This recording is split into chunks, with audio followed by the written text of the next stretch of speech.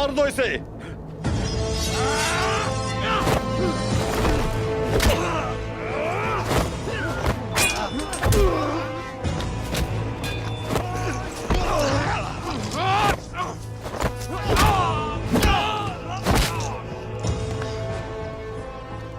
क्या हो रहा है यहाँ?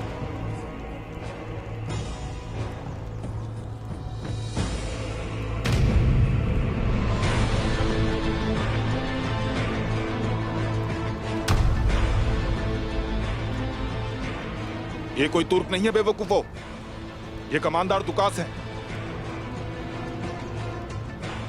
वो वक्त से पहले इसलिए यहां आए ताकि आप लोगों का जायजा ले सकें। जब तक तुम लोग हो हमें दुश्मनों की जरूरत नहीं। मैंने देख लिया।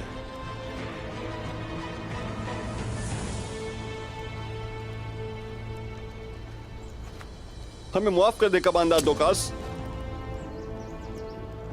मैं अच्छी तरह समझ गया हूं और कैसे निकोला के सिपाही उस्मान के सिपाहियों के हाथों आसानी से मर रहे हैं।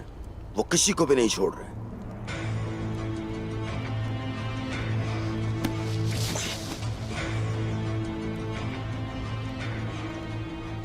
ये मत भूलना कि हम बाजुंतीनियों को तुर्कों से बचाने नहीं आए, बल्कि उस तैकफुर निकोला की नाकामियों को छुपाने के लिए यहां आए।